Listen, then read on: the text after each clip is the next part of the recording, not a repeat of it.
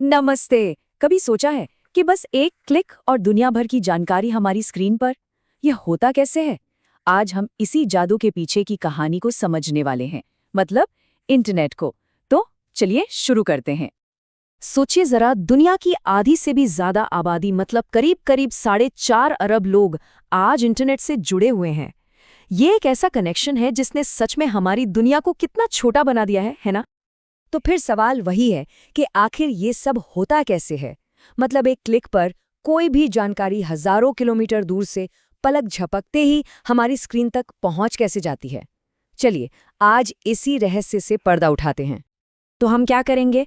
हम डेटा के इस पूरे सफर को फॉलो करेंगे, बिल्कुल शुरू से, जहां से वो निकलता है, यानी सर्वर से लेकर हमारी स्क्रीन तक। तो सबसे पहली बात, इंटरनेट असल में है क्या? इसे समझने के लिए ये जानना बहुत ज़रूरी है कि ये कोई एक अकेली चीज़ नहीं है। ये तो नेटवर्कों का एक बहुत बड़ा नेटवर्क है। हाँ, हम अक्सर सोचते हैं कि इंटरनेट कोई एक चीज़ है, पर नहीं। असल में ये है नेटवर्कों का एक नेटवर्क। ज़रा सोच कर देखिए, दुनिया भर में हज़ारों अलग अलग नेटवर्क्स हैं। कुछ सरकारी हैं, कुछ प्राइवेट, कुछ छोटे, कुछ बहुत बड़े। और ये सब आपस में जुड़े हुए हैं। बस यही कनेक्शन इंटरनेट की असली ताकत है। और इसकी कहानी भी बड़ी दिलचस्प है। ये शुरू हुई थी 1969 में आरपानेट से। ये अमेरिकी सेना के लिए बनाया गया एक सीक्रेट नेटवर्क था। फिर 70 के दशक में विंटन सर्फ और बॉब कान जैसे जीनियस लोगों ने वो प्रोटोकॉल बनाए जिन्होंने इसे एक ग्लोबल सिस्टम बनाने की नींव रखी। और जानते हैं भारत में ये आम लोगों तक कब पहुंचा? 15 अगस्त 1995 को। ठीक है, तो ये एक बहुत बड़ा नेटवर्क तो है, पर हम और आप इससे कनेक्ट कैसे होते हैं?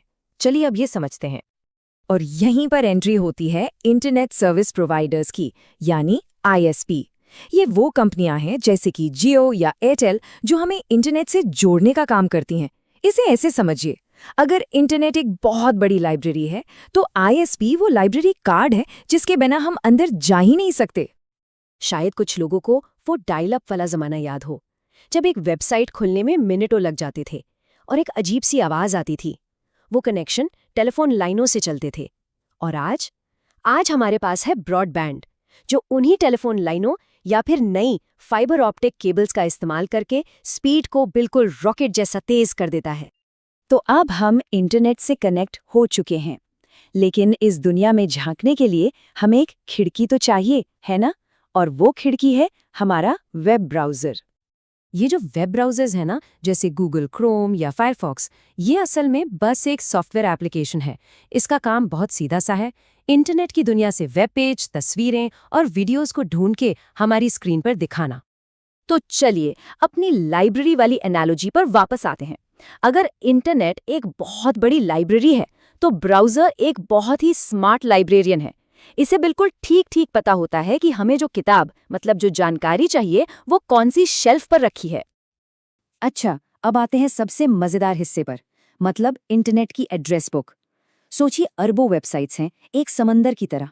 तो हमारा ब्राउज़र उस एक सही वेबसाइट तक पहुंचता कैसे है? ये सच में एक बहुत बड़ा सवाल है।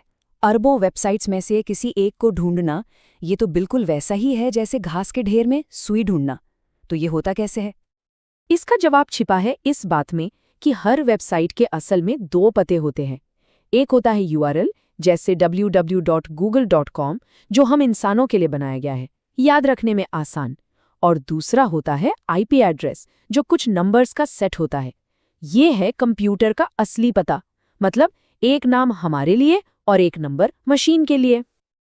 तो प्रोसेस कुछ इस तरह काम करता है। सबसे पहले हम ब्राउज़र में यूआरएल टाइप करते हैं।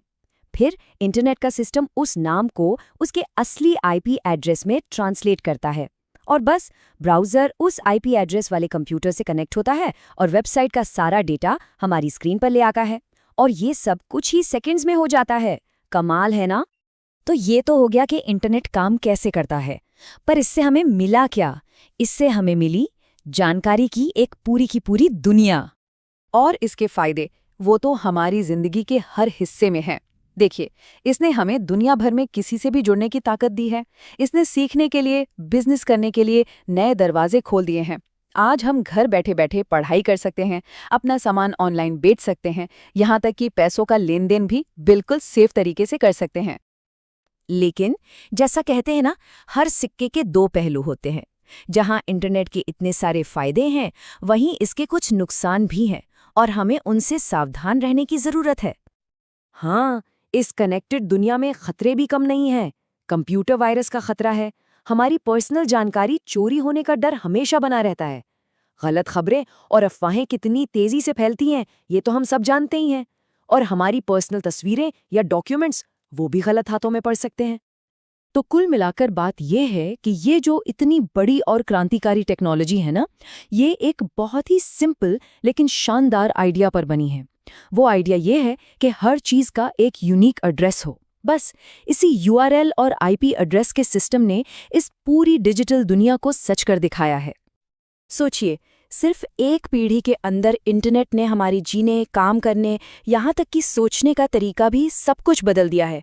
तो सवाल ये उठता है कि अगली पीढ़ी की दुनिया कैसी दिखेगी, इसका अगला पड़ाव क्या होगा, और इसका जवाब शायद हम सब मिलकर लिखेंगे।